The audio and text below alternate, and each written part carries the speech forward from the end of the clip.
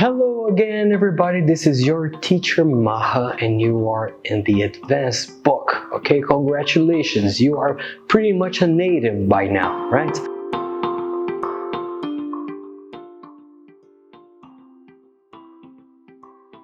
In this lesson, we will discuss about regrets. Okay, what is a regret, right? It's something that could have happened in the past, should have happened in the past, might have happened in the past, but it didn't, right? So now you think over your life and say, oh, that could have happened, that must have happened, okay? So you're thinking about lost possibilities, right? This is a regret, okay? There you go. In order for you to express that, you will need some modal verbs, okay? So we all know by now what are modal verbs, okay? So for example, could, should, would, but we also have might, may, will. They are all modal verbs, right? They add meaning to a verb, okay? But in this situation, we are combining the modal verbs with the perfect timing, right? Okay, so now we are dealing with two situations differently. Okay, so we have the present perfect and we have the modal verbs together, right? And we all know the present perfect talks about the past. Okay, so we are still talking about the past, but now adding some more meaning because of the perfect modals. Okay, so that's enough of me. Let's take a look at the examples, okay? So whenever you use like that, for example, I should have left my house earlier. Okay, so let's take a quick look at the sentence. I use should and have, okay? Have, this is not the verb to have like in possession, okay? It's like an auxiliary verb, okay? So of course we're talking about the present perfect, okay? So I should have left. Left is the past participle form of leave. Deixar, right? Largar, okay? So I should have left my house earlier, okay? Whenever we say that, we're thinking about a possibility that didn't happen in the past.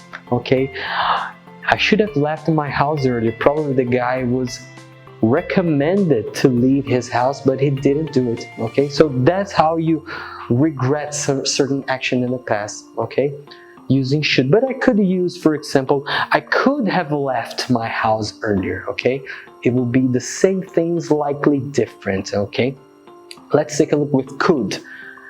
If I had gone to college, I could have gotten a better job. Ooh, that's the meaning of regret, right?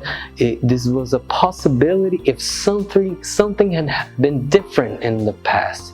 Okay, so of course he didn't go to college, but because of that, maybe he thinks that he doesn't have a good job. Okay, so he's imagining, he's trying to think back his life. Okay, so if he had gone to college, he could have gotten a better job, okay? Or he could say, I should have gotten a better job, okay? I mean, I don't know, I think could is better. Or I would have gotten a better job. That's okay, you can use that situation too. But they all mean the same thing, basically. It means like a regret, something that could have happened in the past. Okay, so let's take a look at the next example. If I had worked harder, I would have gotten the promotion. Okay, I don't know if you remember this, but this is the third conditional, right? You remember that when you are dealing with two moments in the past. Okay, so you have the first action in the past and then an imaginary situation also in the past, right? So there you go. So you have three different ways of saying pretty much basically the same thing, okay? But this is not over, right?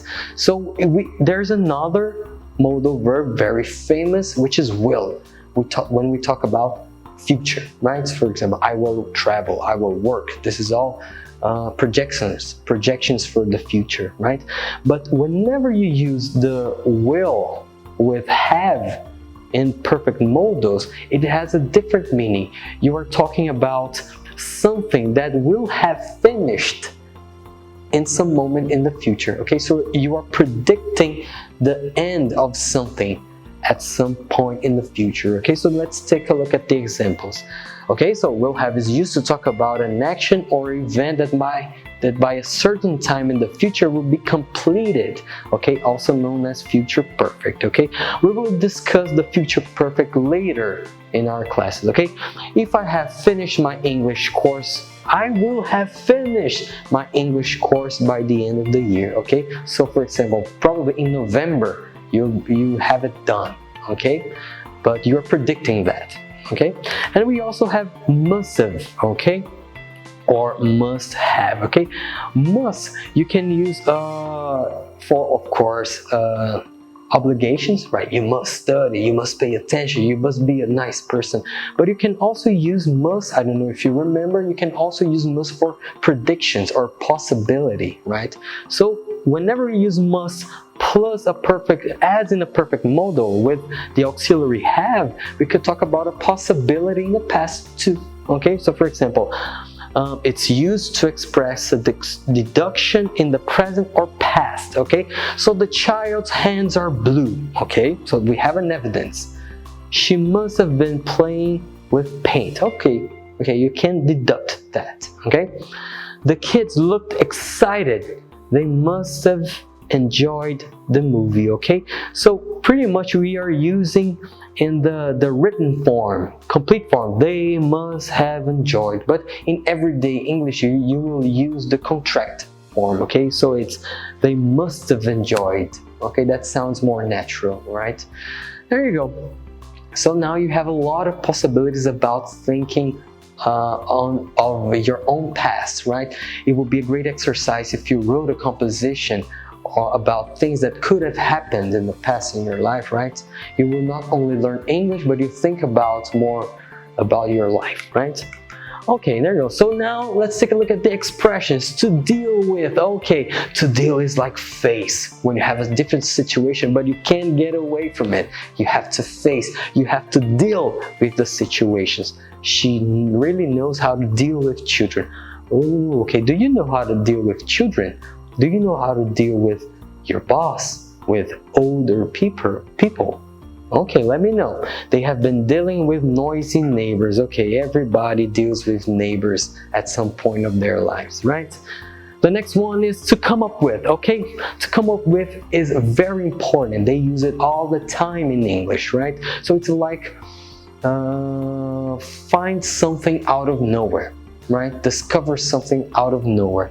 So the student came up with an amazing composition. Okay, in Portuguese we would use the verb inventar, but this is not exactly inventar. It's like when you invent something from improvising, right? Let's say. Okay, the next one is with all due respect. This is very formal and very respectful. Okay, so whenever you try to apply some critic over someone, that's a good expression to use. Oh, with all due respect, sir, there is a mistake. Okay, it's like data venia, right, for lawyers. Okay, you say that thing first and then you apply your critic, right?